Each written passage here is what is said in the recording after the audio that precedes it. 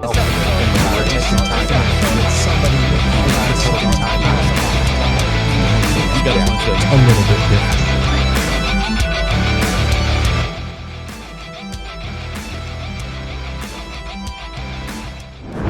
Wow, I just found a kindred spirit in Dennis Allen.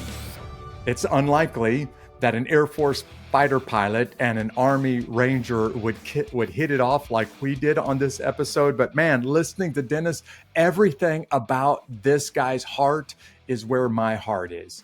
And in this episode, you not only get a chance to hear from one of the masters of the air, Air Force fighter pilot, but a guy who has turned around corporations and is now taking on, in my opinion, the most important challenge in world history.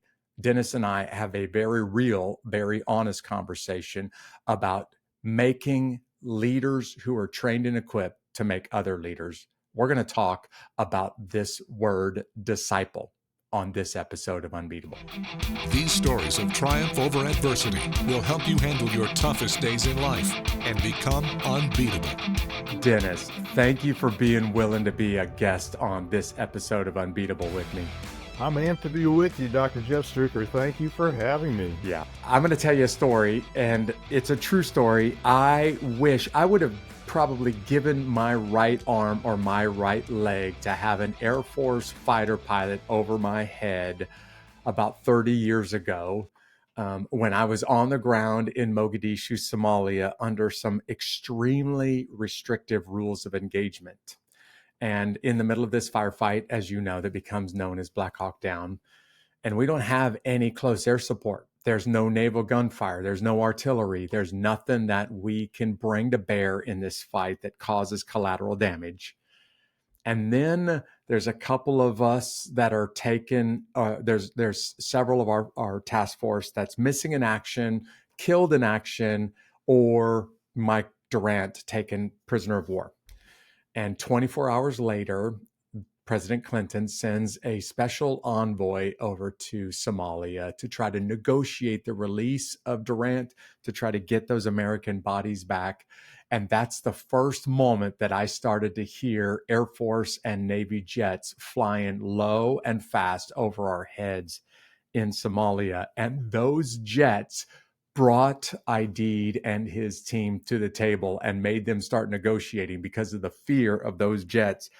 So it's an incredible honor for me to be able to talk to a former Air Force fighter pilot and have just an honest conversation about the way that you're helping lead leaders today. Well, thank you. It's awfully easy to be in an air-conditioned office looking down on the guys in the chaos like you who are going through the real gunfire when, we're moving around at 600 knots and just saying, we'll let the air conditioner keep running and we'll take out anybody that gets in our way. Yeah. Thank you for your service and what you've done. Well, with service to air and air-to-air missiles, although you might be sitting in an air-conditioned cockpit, you do still have, you are still putting your life on the line up there. I think the best way to talk about the leader that you are is to talk about some of those formative leadership experiences. So let's go back to how you ended up flying F-15s for the United States Air Force. Can you talk a little bit about why that was a dream of yours and what it took for you to pursue that dream?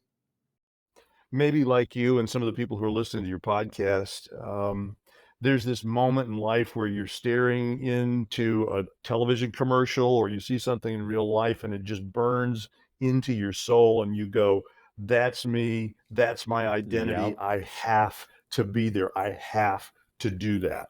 And, I was sort of laughing about reading, I was creeping your page before we jumped on today, on your story in third grade, right? About the Jeff in third grade, which folks, you haven't read that one. That's kind of interesting. But there's that Jeff who realized who he wanted to be and where he wanted to be. And it became clear that the mission that was lined up in the Air Force with that kind of high moving, fast moving airplane was that was my love song, and I had to go for that. And if I could only get there, right, life would be perfect.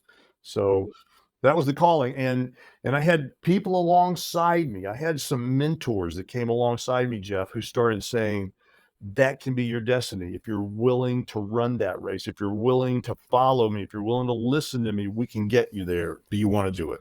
Who were some of those mentors that came alongside you and said, this is going to be hard work, but if you're willing to do the hard work, I'm willing to help you, figure out how to get there?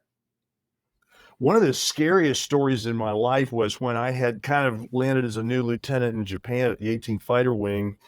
And, I kind of know how to fly the jet. And after a couple of months, people are looking at me. And this guy walks up to me, and he's one of the Jedi Knights in the F-15. He's one of the really feared guys. Yeah. His name is Ken Fox, F-O-X, but his call sign is Sly. Sly Fox. Sly's I like one it. of those guys. Yep. Yeah, you know the call signs. You got the call sign. And Sly's one of those guys, if you get in a dogfight with Sly, you're going to die. It's a question of maybe 15 seconds, 90 seconds. You're going to die. He's going to get you. He walks up to me in the hall and he said, "Your name's Alan, right?" And I said, "Yes, sir." He said, have I seen you over at the chapel, son?" "Yes, sir." He said, "I've seen you around the squadron. I've watched you fly once." He said, "You're coming with me." Okay. And suddenly, just like that.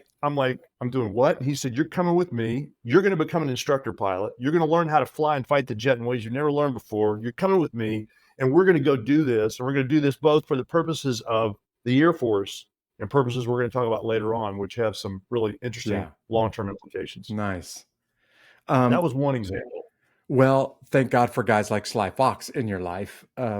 I want to make sure that the listeners know you're flying jets in the 80s and 90s. Is that right? Or did you start flying in the 70s? In the 80s 70s? and 90s. Yeah. We rolled the F-15 out really operationally in the early 80s. And I was one of the kids that got to jump in early. So for people that don't understand U.S. military, or they don't understand, kind of recent military history, our Air Force has always been phenomenal. Ever since we established this branch way back in late 1940s, our Air Force has always been world class. But there was a period of time where our Air Force just left all of the air forces of the world in the dust. And it just happened to be in the 80s and 90s. And our Air Force became in a league, literally playing in a league all on their own, and nobody else in the world was within 20 years. And it's not the technology, it was how talented and how incredible those pilots were. And it was during that time that you were flying the F-15 that our Air Force really just took off and left the rest of the world's air power in the dust.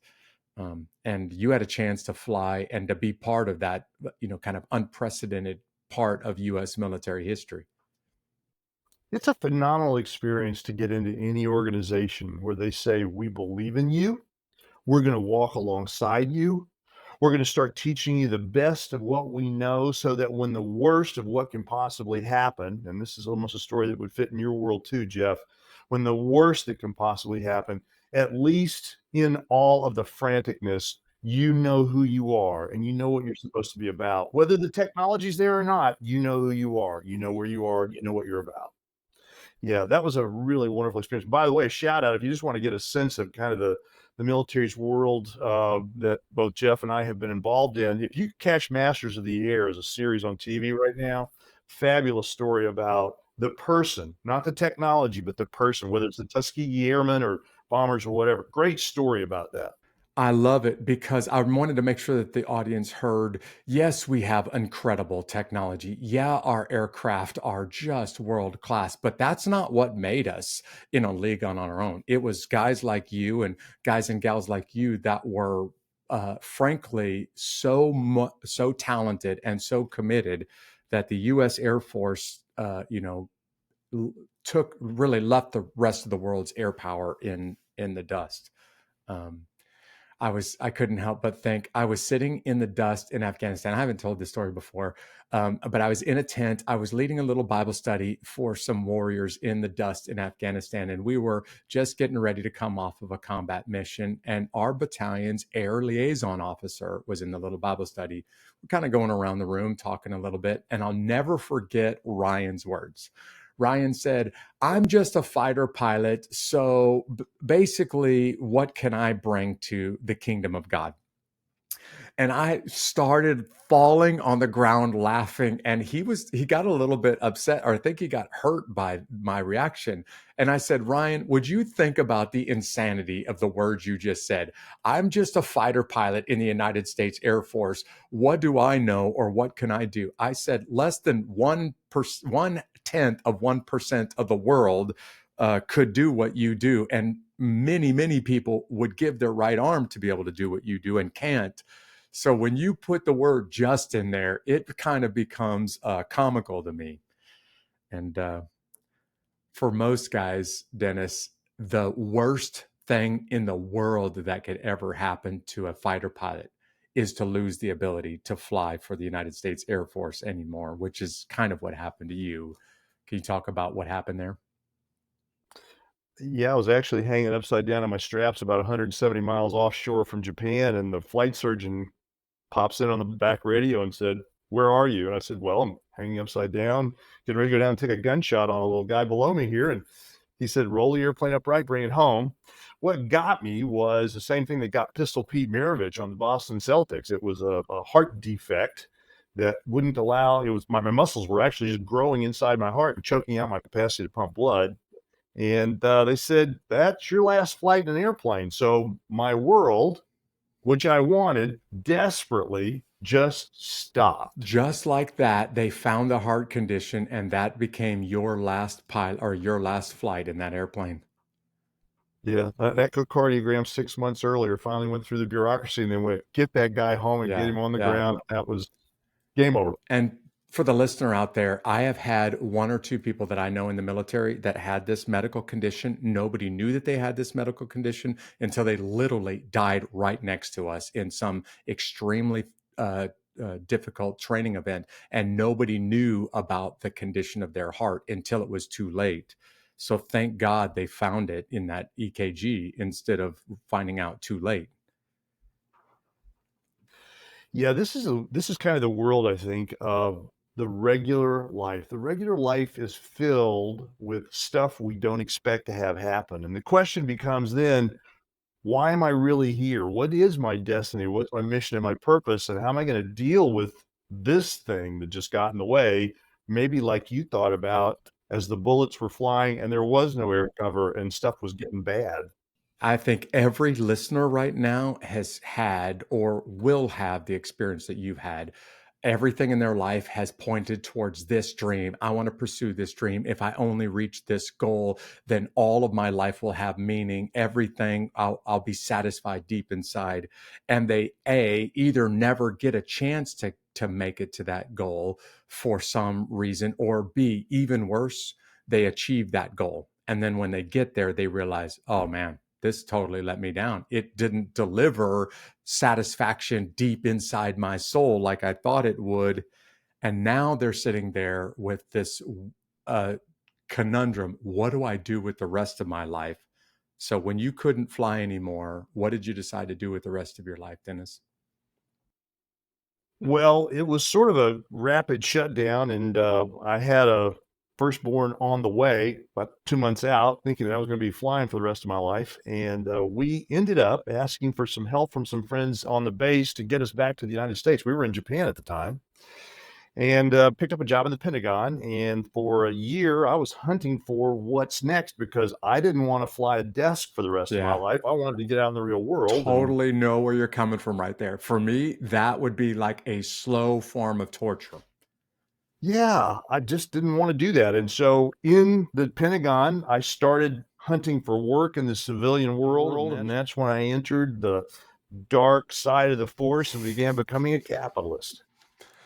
I love your language. You became a capitalist. Let's just get real with each other. You started leading leaders, and you started leading organizations at a very high level, like CEO of 6 companies in your tenure.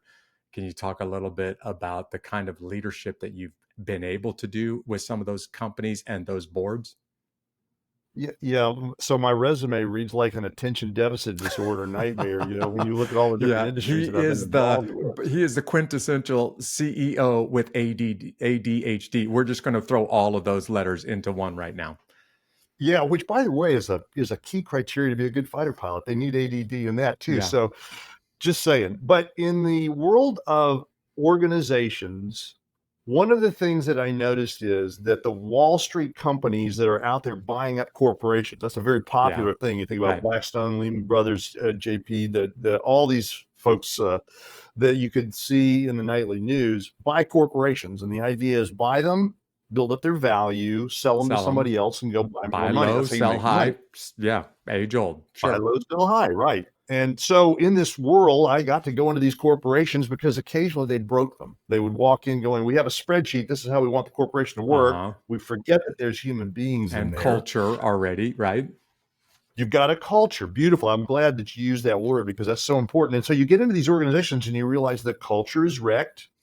And very interestingly, nobody knows why they're there. People are living in their ivory tower offices or they're out on the factory Yeah. floor and they just do what they do. It's just routine, monotonous stuff. And people are going, why am I here? What am I supposed to do? So my world as a CEO has really been about, if I were to just tell you the secret sauce, it's basically get out of the way, find really talented people in the organization who need to be in the right spots, as Jim Collins would say, put the right people in the right seats on the right bus, and then take the people that don't want to be on the bus and graciously walk them out the door and just say, we can't help you. You can't help us. This doesn't work. And you start seeing this group of people looking at you and going, Jeff, tell me why I'm here. And if you can tell that story, this is who you are. This is why you personally are important. And this is why we're here and what we're here to do. Life and trajectories, businesses and performance take on a whole new level of performance. Yeah, that I am a student of human nature, and one of the things that most fascinates me about human nature is how people function with each other in organizations. In other words, I could spend the next 3 hours nerding out with you about organizational culture, what it is, what it's not, when it's beautiful and when it's not. And I've been around organizations that have incredibly strong, amazing cultures. I've seen organizations that have very weak and very, hostile cultures. And I've seen how people struggle in one and how they flourish in another. But I'm going to have to discipline myself, Dennis, because if not, I'm going to just spend the next 3 hours talking organizational culture with you. I love your description of it's really not that complex. Just get out of the way, find some talented people, help the people that are not so talented or not so committed off of the bus, using Jim Collins' language, and then give them some meaning that attaches deep to their soul, meaning that's more important than just a pay raise or a promotion in the corporation, right? Gen Z and millennials more than any generations prior. Like, I'm male, pale, straight, and stale. People are going to look at me and go, I love that description.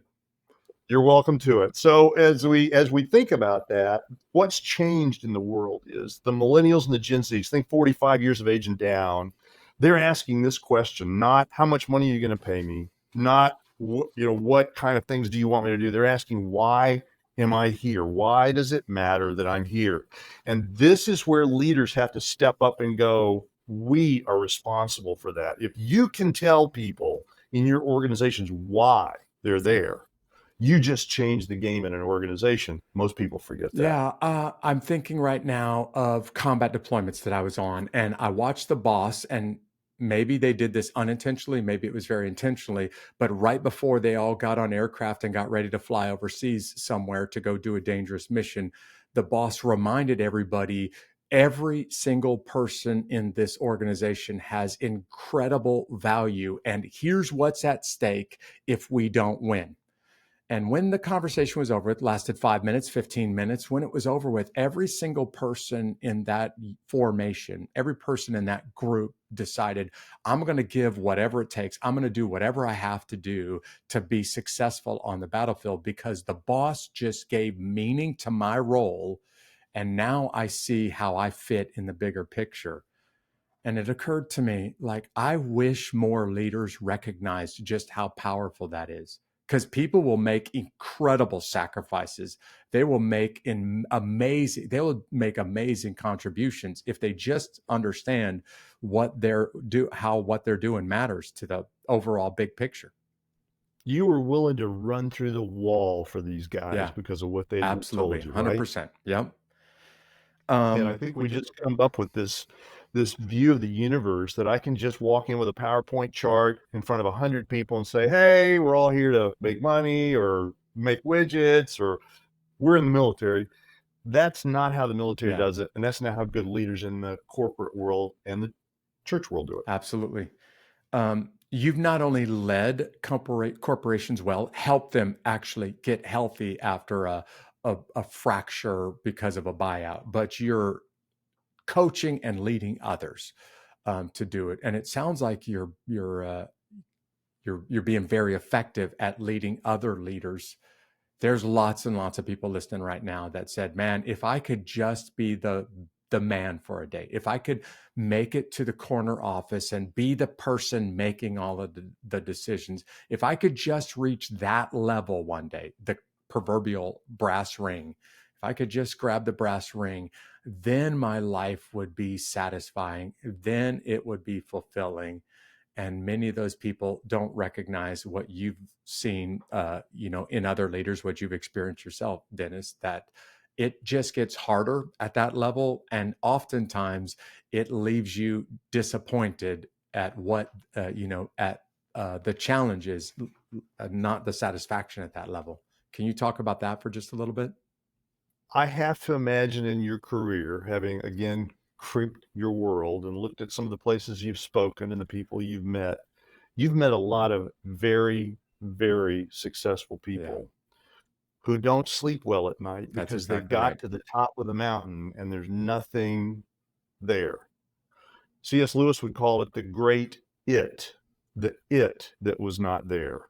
And we find that whether you're thinking, I want to be a CEO, a lot of people in the business world, I want to be a CEO. I just get to be a CEO. I sit in the big chair. I drink the lemonade. I point to people and say, go do this, go do that. Probably just like the life of a pastor, right? You just tell people and everything works. That's exactly how it works in business and in the church. Amen for that.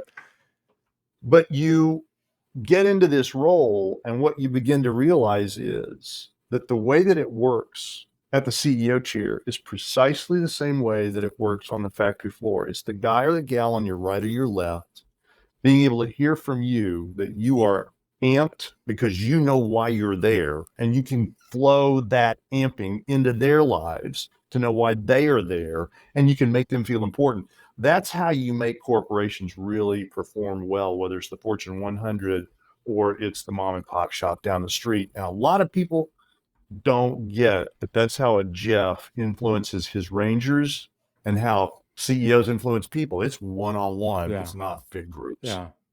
There's only been a couple of times in my life but I'll never forget these moments where everything kind of pointed to one moment in time. And I walked into work that day saying, I know exactly why I'm on planet Earth. I know exactly what I'm supposed to be doing right now. And although it's very, very difficult to do, I wouldn't want to be anywhere else on the world than doing what I'm doing right now. And I could look other people in the eyes and say, I know exactly why I'm here and what I'm supposed to do with myself. And it is a good what I'm trying to tell people that are listening is that is a very good feeling to have. But when you're not sure why I'm here, when you're not sure what you're contributing to the overall mission, that's miserable. It's really a difficult world that we live in because it has us riven. You have the digital landscape telling you if only you buy this product, or if only you listen to this speaker, or if only you participate in this particular vocation or this recreation, if only you go to the top of this mountain, the gods will be there and you will be happy and fulfilled and life will be terrific and wonderful. And that becomes incredibly distracting for us, right? That's the thousands and thousands. I think I was even hearing you on a talk one time talking about this, the thousands and thousands of digital distractions that need to be narrowed down so that we're not catechizing ourselves. That's a technical term. Sorry for throwing that out, folks, but how I rehearse my life every day. Am I drilled into just watching television and putting an hour into thinking who I am, or am I spending hours and hours about who I am, where I am, why I am, and maybe catching a little TV? How do I find meaning and purpose? Wow. That, folks, if you're not processing what he's saying right now, I can't stress how important it is to spend the time sitting there thinking, am I doing what I've been created to do? Am I becoming the man or the woman that I know I should be? Because when you are sitting in that sweet spot right there, man, the world feels, it feels amazing. You still got lots of problems, but it's amazing. And when you're not, man, it's miserable. Even if you're doing well and you're getting promoted and pay raises, it's still miserable. I want to. I was just going to say, you think about people. One of the most prominent people that made this statement was Lee Iacocca. He created the Ford Mustang. Yeah, and then then went over Chrysler. to Chrysler and became a business icon for about 20 years. Yep. Top of the hill. And if you read his biography, at the beginning, he says, I have no idea what I was doing there that mattered to anybody. Wow. And I have no idea why I even exist as a result of looking at this. Tom Brady, same thing. New England Patriots is like fourth Super Bowl ring. And he goes, what's it all really about, man? Like, I got these. Now what? Yeah, and there's countless examples of the famous movie stars, musicians, super famous people, super rich with all kinds of influence that decided, I'm going to take some pills or I'm going to drive my car off of a cliff tonight because life is miserable. I've got literally everything the world can offer and I'm miserable and it's not satisfying. And it's because they're chasing the wrong dream. So I was about to say, we are thinking about this, why do I actually exist? That's exactly Is it my right. vocation or my family or what? Why am I here? The question that humanity is asking since the earliest days. I was just thinking, you and I have been around the block for a while. And when I was growing up, you're Might growing be more up. than you, brother. Most of America had this vision of business and it was always positive. Most people had I'm going to go to work at a corporation. I'm going to work hard. I'm going to give it 30 or 40 years. And one of these days, if I'm super successful, I'll be able to make it to that corner office. And then I don't even know exactly when this happened, but maybe sometime in the last 20 or 30 years, America's opinion of business itself started to change. America's idea of what it looks like to be super successful at the end of life started to change. And definitely during the mid 2000s economic recession, people started to get really angry with business, very jaded about business. They started looking down on big business instead of, thinking about it positively. And today, it seems like, at least in our country, a prevailing thought is there is an inherent distrust or at least a dislike for really big business, really big corporations.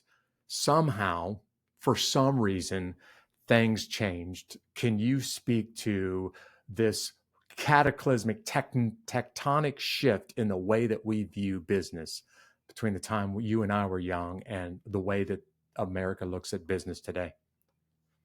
Well, I think one of the interesting conversations in this vein comes from a fellow you can catch on YouTube known as Neil Ferguson, Niall, Neil Ferguson, who is a professor at Stanford, has been Oxford, has been Cambridge, has been Harvard. And he talks about what we call the theory of money. And if you watch this conversation with Neil Ferguson, who used to be an atheist, and he now refers to himself as a lapsed atheist, by the way. Neil Ferguson. I like that terminology.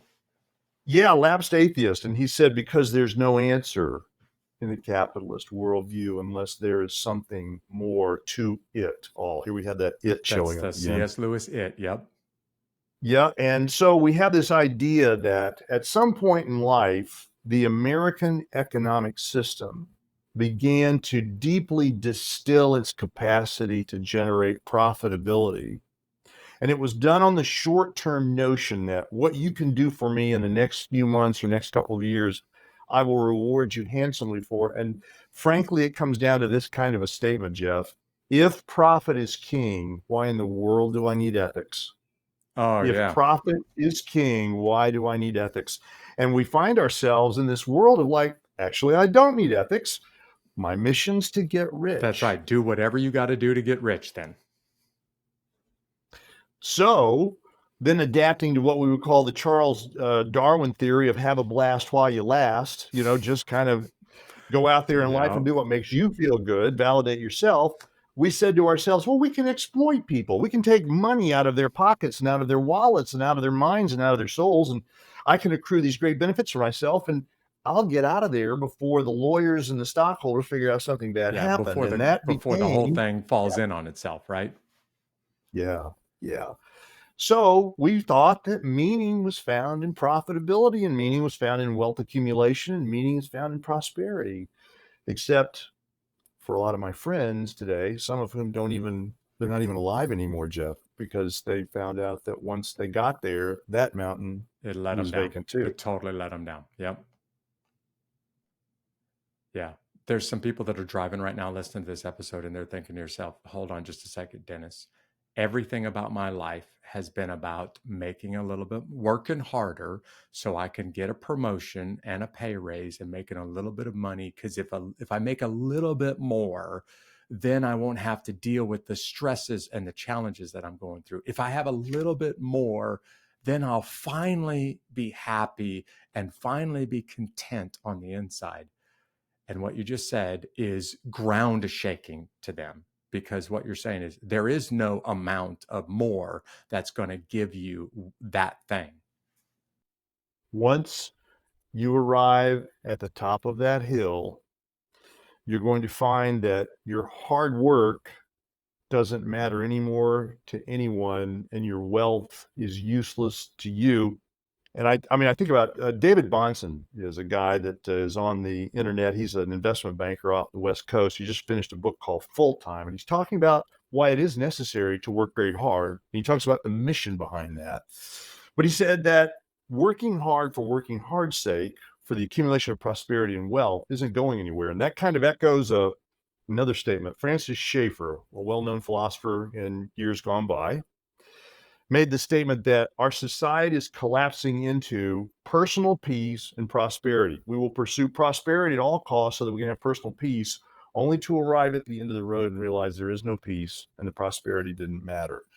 Why are you driving down the road thinking about working harder right now? What's your mission? Why are you there? Famous example. 2,000 years ago, Jesus had a group of people around him, and he said there was this guy, he was a farmer. He was extremely successful, so successful. Bumper crop came in. I'm going to tear down my barns. I'm going to build bigger barns. I'm going to put all of my crop there. I'm going to be rich, and I'm going to be happy for the rest of my life. And he sits there at the end of the day having all of this bumper crop now in these brand new barns, not a care in the world. And Jesus asked the question, you fool. Don't you realize that even tonight your soul will be demanded of you? And then what does all of this stuff matter? Like, even if it could satisfy you, and what you and I are both saying is it obviously can't. Even if it could satisfy you, what does it matter 2 seconds after you leave this world? It's interesting, Jeff, to me that we actually live in a world, especially in the West, with two theories underpinning. One is the one that you just raised, which suggests there's something larger and more meaningful. The other one says your life is totally hopeless and totally meaningless. So accumulate as many toys as you possibly can by working as hard as you possibly can to get as much as you possibly can, and then you die. And so the question that I think sits on both corporate life as well as any sort of spiritual reflection, as well as any sort of personal reflection we might have, is which narrative actually holds up? Because if meaninglessness is all that there is, what meaning is there in what you're doing? And if meaning does exist in a larger sense, this Jesus perhaps saying, why are you sweating the barns? There's a bigger, better thing here. I'm about to talk to you about the it is what Jesus is suggesting. Yeah. I'll tell you a quick story, be very brief about this, but you're welcome, Dennis, to use this sometime when you're working with clients. I spent most of my years as a Ranger NCO pursuing the best Ranger competition. And I mean, every day, all day long. Even when the competition was, even when we weren't training for the competition, I was working hard and diligently giving myself totally to trying to win this thing. Competed for 3 years in a row and came in fourth place in 1995, fourth place in 1990 or 1994 and 95. And I thought, that's it. That's as good as I'll ever get. Like, I've given it my all. Literally, I can't train any harder, can't compete any better. In 1996, I competed one final time. And that year, my partner and I won the Best Ranger competition. And I'll never forget the morning after the competition was over with. I was shaving my face, putting my uniform on, getting ready to go to the award ceremony, receive the pistols and all of the accolades, and everybody in the world, everybody in the military is going to elevate you to superstardom that day. And I remember looking in the mirror and saying, what do I do with my life now? Everything that I've ever done has been to get me to this moment. I'm here. And it totally let me down. And I don't even know what I'm going to do with myself tomorrow now that I've got here. And what I'm trying to say is, it didn't give me the thing that I want, the thing that I thought it would. Now, I don't know that I turned Best Ranger into an idol per se, but I certainly pursued it with every ounce of energy for years. And when I finally got there, it was the ultimate letdown. And I really feel like proverbial dog caught the proverbial car. Yeah, billions of people live their life that way. Not all of them will actually get to the it that C.S. Lewis was describing, but billions of people are going to spend every ounce of their energy chasing something. And God forbid, and I'm using this language very literally, you get it, because when you get there, like Alexander the Great, you weep because there's no more empires left to conquer, and it lets you down. So we're dancing all around this. And now, Dennis, I just want you to go ahead and just be bold with it. We're basically saying a life without meaning is miserable. So what does a life with meaning look like? What does it look like to really know your purpose and then knock it out of the park? The question that I think comes up a lot in business conversations, as well as conversations around it, regard identity, meaning, purpose, and community that surrounds that identity, meaning, and purpose. We are all seeking the it. Who am I? Why am I? What am I to do with this? And who will come along with me on this journey?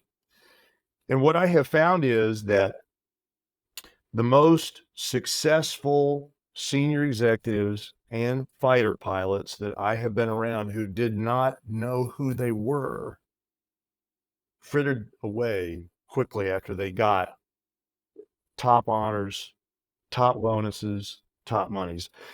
This is my appeal to the people who are listening to this podcast. If you want real identity, meaning, and purpose, the it is found in the fact that God actually exists, described beautifully in the Bible, and has come to earth, taken on scars, and died. And he said, you follow me. Just like my buddy Sly Fox, who said, That's right. you said, you are coming with me. You're coming with me. And Sly Fox said, we're going to go fly and fight in this airplane, and we're going to serve Christ. And when I thought about that, I thought, well, I don't want to give up, what I want to do, right? But he taught me the achievements that you're about to experience, and they happened, suddenly became just a moment in life. Yeah. Because my vision was pointed ahead on my identity, my never-ending, no retirement plan, no opting out, call to the mission of being a servant of Christ, which is the most liberating, marvelous identity building, purpose building, meaning building experience I could have ever had. Would you consider the possibility of taking a deep dive on who is this Jesus, this Christ? That would be my appeal. It's fascinating. You're using language that a guest that we had months ago, a good friend of mine, Kyle Lamb, said. and Kyle and I shares our faith, but Kyle said every man and woman on the planet must have a mission. And the guy or the gal that doesn't know their mission when they get up tomorrow is going to be a miserable creature. It doesn't matter what kind of car is in the driveway. It doesn't matter what kind of house you live in or how fat your bank account. If you don't know your mission, and if you're not living for your mission, you will be a miserable human being. And Kyle's challenge is don't ever let go of a mission, your mission. Keep pursuing it until you're 105 years old. I think that's something that a lot of people would get really nervous about, right? Like I'm supposed to be able to just play golf and kick it off at age 58 or whatever, right? Right off into the sunset in your golden years. Yeah. Yeah, and you know people, I know people, I've seen so many people, they retired and they died. Yes, they did. Literally, he's not exaggerating. Literally 3, 4, 5 years after retiring, they're dead because they had nothing left to live for. I know dozens of They them. got to the hill, Yep. and there's nothing on the top of the hill. Yeah. All right, so what you're talking about definitely permeates the business culture. Let's just be honest, it permeates the military culture. There are endless amounts of men and women who will pursue rank and awards and promotions because they're hoping it's going to give them meaning, and it doesn't. But if we're honest, some of this has creeped into the church. I should say crept in. That's terrible language. Some of it has crept into the church. And Dennis, I have enormous respect for you and your willingness to just challenge this in the church. So I'm just going to give you free rein now to talk about the book, The Disciple Dilemma, and why you wrote it and what you hope the book will do. The book, perversely, is actually not about discipleship, even though the title is The Disciple Dilemma. The book is a letter to leaders in the Christian community, and it asks this question: have you allowed churchianity to take over your Christianity? Oh, man. Hold on. I got to write that down because that is a great question. Go for it. Have you been part of 1,800 years of slow avalanche, traditions and culture that have slowly eclipsed, buried, and morphed what we know to be the biblical model Jesus gave us for the mission, the it? And so the question that the book is raising is like, first of all, here are some symptoms in the church. We look at 90% of people in the church pews don't want to talk about why Jesus is who Jesus is. 80% of the people in the church have no Bible study, no fellowship, no prayer life. They come here, Jeff, 1.7 times a month. But those are symptoms. That's the iceberg above the water. Underneath the waterline are the causes. And we listed 6 historical traditions that we think are problems. I won't list those right now. I'll just say that there are 6 out there. I'll give you an example of one just to play with that leaders get trapped in. The not main thing. We get into the business of chasing the institution instead of the actual mission Christ gave us. And that's very normal. Managers like to manage brands, market share. They're trying to climb the ladder. The disciple dilemma is asking the question, do we as church leaders actually have the ladder leaning against the right wall? Man. To steal from Peter Drucker. Absolutely. Great question. Yeah. And in that, we look to leaders and we say, would you please consider the model of discipling that Christ gave us, which is you go first. You first. Have you been discipled? Do you have wingmen? I'm borrowing Air Force terms. Sorry about that, Ranger. We have wingmen who are flying alongside of us to keep our backside clear, to help see problems, to help make us better. And are we inviting others to come along with us? To say it slightly one other way, American Christianity does an absolutely fabulous job at exegetical preaching, at deep theological, intellectual resources. Stuff on the web is fabulous. Programs are fabulous. Seminars are fabulous. Here's the challenge. Have you ever been apprenticed by somebody to start practicing the reason for the hope that's in you, 1 Peter 3? And then have you let somebody like that Jeff take you out on the world in your vocation and say, watch how I interact, mimic me, and pretty soon I'm pushing you to the head of the line and I'm dropping back and you got it. That's kind of the short story.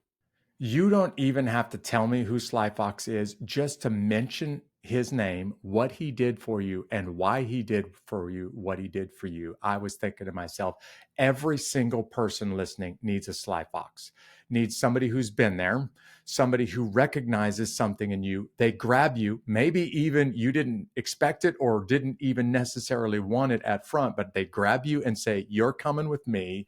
And then they start to show you something. And eventually they show you something and it starts to make sense.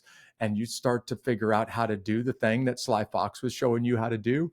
And then they turn you loose. And I mean, literally turn you loose to go do this with somebody else, which is the 2,000 years ago. That was the model that Jesus had in mind, that this thing will turn the world upside down. If you will just do this thing, it will literally change human history.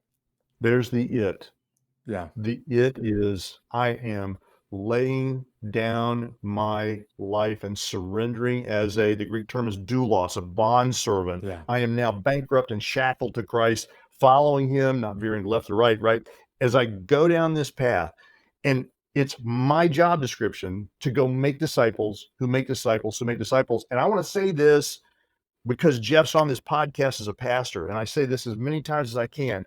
Folks, get over the fact that you think it's Jeff's job to make disciples. Yes, he will disciple, but he's not the hub of the spoke. He's the coach on the sidelines, and you have to be on the playing field. According to Ephesians 4:12, you are the hub of the spoke, and I am just there to help you go out and to do the work. We're throwing the word disciple around. And even in churches today, when people use that word, they scratch their head and they have kind of a very fuzzy, if any, idea of what this word means. I give an analogy. I'm going to tell you what my analogy is in just a second, Dennis, about what this word would really mean, like in 2024 vocabulary. But how do you describe this word to people that are saying, okay, I hear what you're saying, but I've never seen this. Nobody's ever done it with me before. What do you really mean by that word? What would you say to them? Invited by someone, whether you're a believer or not, Okay. coming to check out who is this Christ. The idea then of setting down or surrendering, the idea of following, the idea of teaming as an apprentice, and going. Those are so the functional statements, but it just boils down to this. Am I a servant of the Most High God? And if so, how do I get into continuous learning and actually going outdoors and inviting others to come see and behold the risen Christ? I love your description. When I try to make this word easy for people to understand. And I said, in today's vocabulary, we don't have a lot that would replicate what the Bible was using when it used this word. But people 2,000 years ago knew exactly what this word meant. They knew what it entailed, and they understood what you're asking me to do when you're asking me to disciple somebody or be a disciple. So I tell them, the closest thing that I can think of to represent this is a pilot. True story. So I tell them, of course, we're going to give you some manuals and we're going to tell you what the book says. We want you to read the book. You've got to know the book. Don't even get in the cockpit until you know the book. But reading the book alone, and in the case of the church, the book would be the Bible. In case of the airplane, you're reading the manuals. And reading the manuals alone can't get you there. So we're going to have to put you in the airplane. We're going to have to put you in the air, but we're not going to put you in the air by yourself because that would be catastrophic. We're going to put you up there with somebody who knows what they're doing, and they're going to show you what to do while you're in the air. And then at some point, you know it well enough that now it's time for you to fly on your own. And that's 90% there. But the idea in the Bible would be very much like becoming a pilot. Now that you're on your own and you've flown with somebody, you kind of know it. And then you go do the same thing with somebody else that an instructor pilot did with you. That's what the Bible means with the word disciple. And I'm convinced, Dennis, you are helping people realize real meaning in life. It's not going to be the CEO moniker on your office door that's going to give you meaning. It's not going to be the national championship. It won't be winning the big prize. It won't be all of the money that you ever wanted in your bank account that's going to give you meaning. It's knowing that I'm doing something that's going to matter 10,000 years from now. And there's really only one thing, if to use C.S. Lewis's "it," that will matter 10,000 years from now. Everything else is frankly temporary, and everything else is ultimately going to let you down if you put too much hope in it. I love that. You released the book, The Disciple Dilemma. If people are interested in getting a copy of the book, where do they find it? Well, it's scattered in all the usual retail outlets, including that thing that starts with an A and everybody knows how it ends with an N and a .com behind it if you want that, right? But all the major retailers have it as well. And go out to our website, take a look at the stuff we're talking about. You may think we're nuts, and you might think this actually has some traction. We're at www.thediscipledilemma.com. There's a YouTube channel with a lot of interesting folks out there, which will include Dr. Stricker here very soon on one of our podcasts. There's an invitation if you didn't notice that. I would be honored to do that. Yes. Good. So you can check us out in all those places, and we pop up in churches occasionally talking to people about the disciple dilemma. Okay, so for those of you that are driving right now, we're going to put the links to what he just said in the notes to this episode. Because it's on Amazon, I'm guessing that there's a digital version of the Disciple Dilemma out there. Is that correct? There is. And I'll just as a sweetener on this, I'm going to toss a dozen free download codes over to Jeff. Oh, you're awesome, Dennis. You're beating me to it because I was about to say, I'm going to go out and buy a copy of the Disciple Dilemma and give it away to somebody who's watching or listening to this episode today. But you just one-upped me. Actually, you just 12-upped me. So yeah, if you want a copy, all you have to do is be part of the Unbeatable Army, and we're going to give away not just Dennis's 12 copies, but I'm going to give away a copy. So 13 of you are going to get a copy of the Disciple Dilemma for free. I really could talk for hours about organizational culture. I could talk for days, actually weeks, about the church and about discipleship, what it isn't, what it is, and what it should be. But unfortunately, you don't have that kind of time. I don't have that kind of time. So I just want to say, Dennis, thank you for what you're doing right now for the kingdom of God and for what you're doing, building leaders who are trained and equipped to make more leaders. And thanks for being on this episode with me. Jeff, thanks for your ministry. And for all of you who are listening to this podcast and you go to church with this guy, you take care of your pastor. Pastors are one of the most abused. And I know he can take the hits. I can take a punch.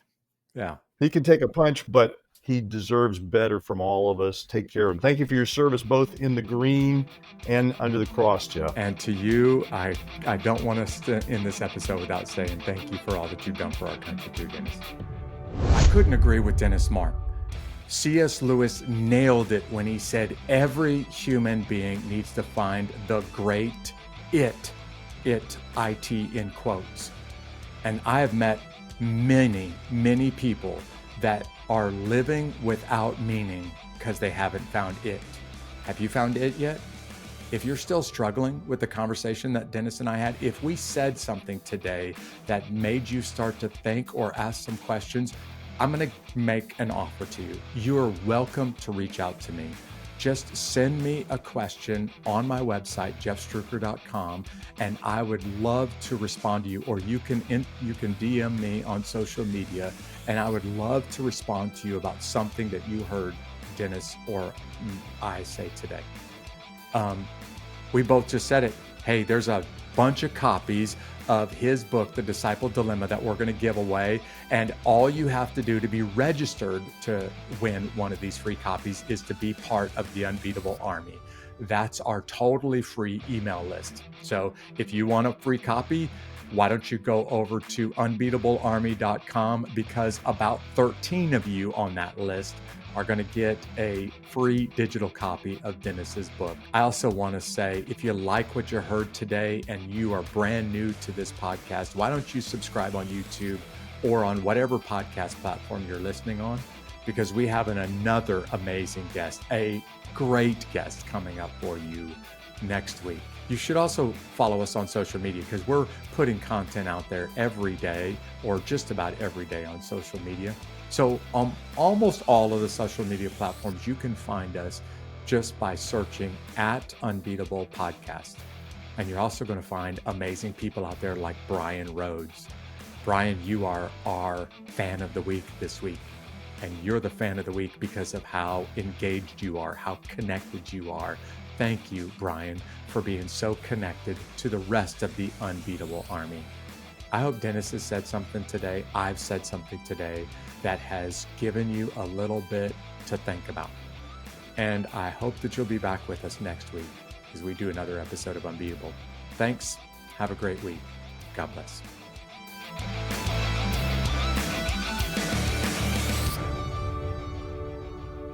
These stories of triumph over adversity will help you handle your toughest days in life and become unbeatable.